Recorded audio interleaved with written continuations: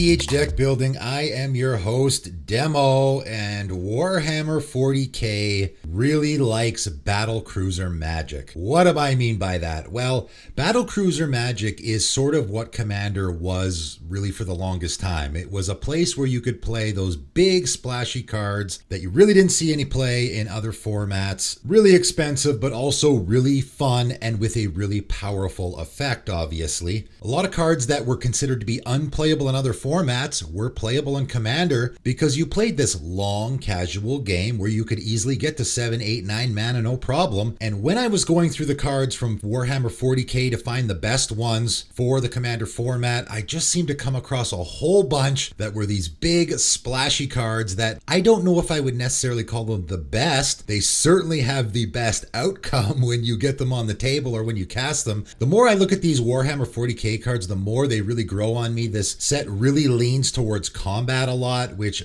maybe the Commander format has gotten away from too much in recent years. And again, leans heavily towards these big splashy cards that I think are really fun in the Commander format. So what am I talking about? Well, let's start out with Shard of the Nightbringer. 5 black, black, black. So an 8 mana creature. It's an 8/8. It is a Catan, which is a creature type we have never seen in the Commander format before. It has flying, and when Shard of the Nightbringer enters the battlefield, if you cast it, target opponent loses half their life. Round it up. You gain life equal to life lost this way. That's a powerful effect, right? It's a big splashy card, cost 8 mana, that's a lot, but it's an 8/8 flyer that is going to drain half your opponent's life, and then you're going to gain that much life. That is an incredibly powerful effect. Pretty good for 8 mana, I think. Of course, you have to cast it, you can't cheat it into play, but this is the kind of stuff I'm talking about. There is a lot of cards from this set that fit into the category of what I would consider Battlecruiser magic. How about Necron Monolith? 7 mana artifact vehicle, 7/7 with flying and indestructible. So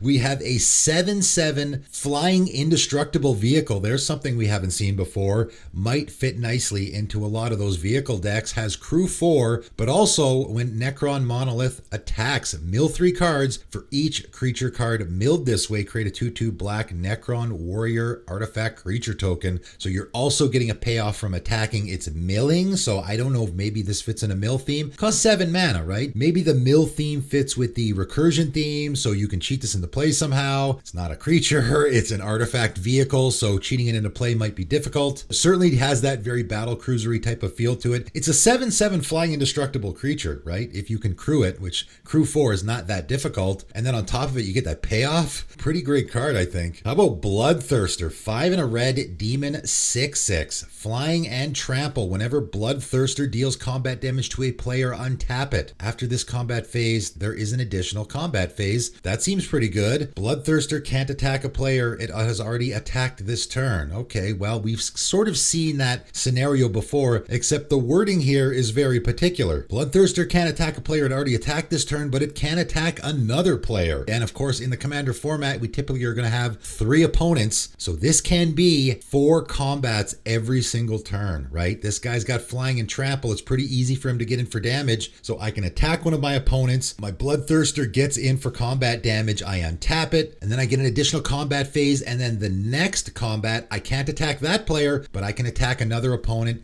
and then I can do the same thing again. Now, of course, you're not untapping all of your creatures, so this isn't necessarily going to give you a swing with your entire team 4 times in a row, but at the very least, you can attack every single one of your opponents with your Bloodthirster every single turn. That on its own seems pretty good, right? A 6/6 flying trample creature. This is a great card. It's going to see play in a lot of decks, I think. How about Lord of Change? 6 in a blue demon, 6/6. A mono blue demon. That's very interesting. Has flying and ward 3. So already we got a 6/6 flying ward 3 creature. That's pretty good. When Lord of Change enters the battlefield, draw 3 cards. Wow. This is actually something that we've never actually seen on a creature before. It enters the battlefield and you just straight up draw 3 cards. cards, no stipulations whatsoever. This is something we've never seen before. As someone who is a huge fan of ETB creatures and blink strategies, trust me, this is the kind of card that immediately grabs my attention when I see it. You can blink this guy, right? In any blink strategy,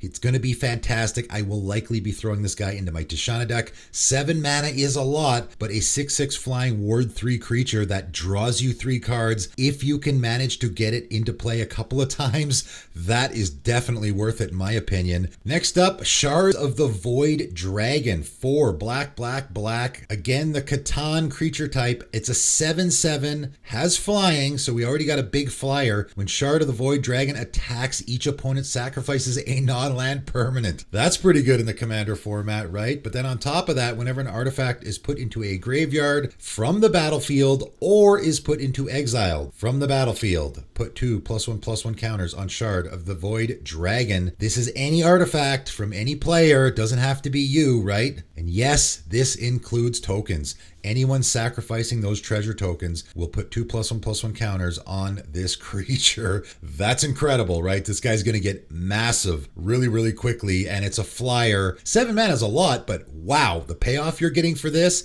I think it's totally worth it. How about Reaver Titans? 7 mana, again an artifact vehicle. It's a 10/10. Wow, that's a big boy. Protection from mana value 3 or less. And of course, that can be really, really important. Before I get to anything else on this card, protection from mana value 3 or less covers a whole lot of stuff. First of all, covers a lot of removal, right? Krosan Grip, Swords to Plowshares, any of those things, that's mana value 3 or less, and you cannot target this thing with anything mana value 3 or less. So it is protected from a whole lot of the creature removal spells in the format. Also, a whole lot of the artifact and enchantment removal spells in the format. A bunch. I would say like 90% of the removal spells, targeted removal spells in the format are not going to be able to target this guy. And then on top of that, can't block with any creature, mana value 3 or less, right? And again, that's going to be a whole lot. Chump blocking this guy is not an option. You're going to have to throw a decently sized creature in the way if you want to be able to block this, or you're going to be taking 10 damage. That's pretty incredible. But then on top of all that, whenever Reaver Titan attacks, it deals 5 damage to each opponent. Jeez. And only has crew 4. And again, just like the first one, crew 4 is not that difficult. Just having a commander with a 4 power that's going to be sitting there that you can crew this guy with isn't going to be that hard. This guy's incredible. Again, it's a 7 mana vehicle, so I didn't want to throw it in the best cards from the set necessarily, because it is a little niche and it is a lot of mana. But man, you are getting a lot for what you're paying for here, I think. Next up, we got Hierophant Bio Titan.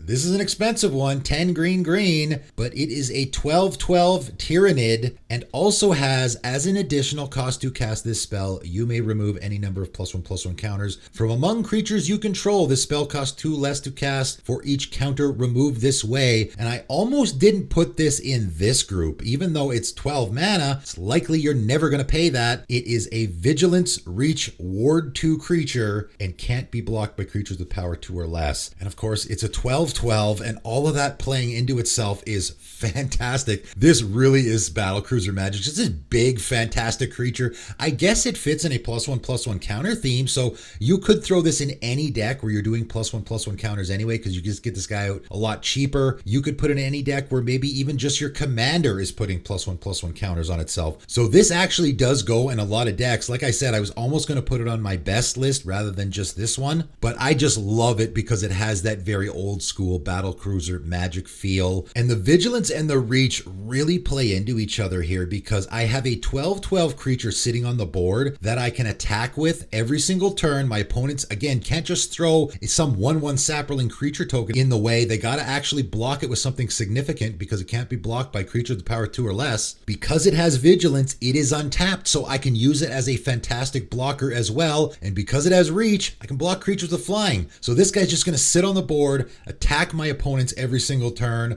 block anything my opponents are going to throw at me, and then also is hard to get off the battlefield. What a fantastic creature. It's going to go in a lot of decks, I think. Next up, we have a spell, Blood for the Blood God, and this is one of the first cards they spoiled, actually, way back, I think last year from this set. 8 black, and a red. So this is a 11 mana spell. That's a lot, but of course, just like the last card, we probably won't be paying that much for it. It is an instant. That's really important. Whenever you have a really expensive card like this, the fact that it's an instant does make a big difference, so you don't necessarily have to tap out on your turn. But more importantly, the fact that it's an instant plays into the ability here. This spell cost 1 less to cast for each creature that died this turn. So that's really, really important. If someone cast a board wipe like a Blasphemous Act, after it has resolved, now at instant speed, I can cast this, and if 8 creatures died this turn, I'm only playing black, black, and a red for this, so that's pretty darn good. But what are we getting for it? Well, you discard your hand, not fantastic, but then you draw 8 cards. Blood for the Blood God deals 8 damage to each opponent, and then you exile it. Wow, that's again a massive payoff. And the fact that it costs a lot is really not a bad thing at all. Even if you just paid the 11 mana for this, that's not terrible, because you want to cast this later in the game when you have an empty hand, right? You're going to discard your hand. You probably don't want to cast this on turn 3 or 4. You want to cast this on turn like 9 or 10. You're empty-handed. Now you get to draw 8 cards, refill your hand, deal 8 damage to each of your opponents.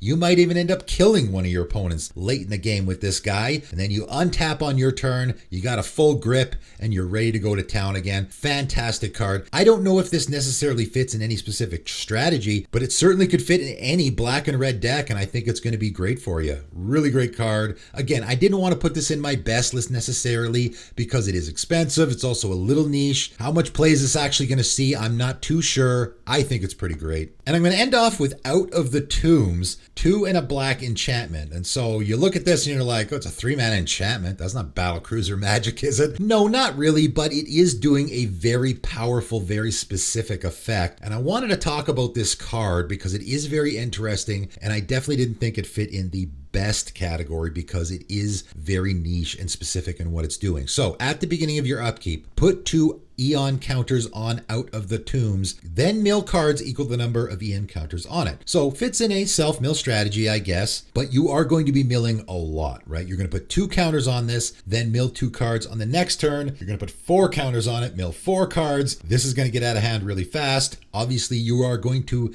mill yourself to death eventually with this if you're not careful, or if the last ability doesn't come into play, which it eventually will. If you would draw a card while your library has no cards in it, instead return a creature card from your graveyard to the battlefield.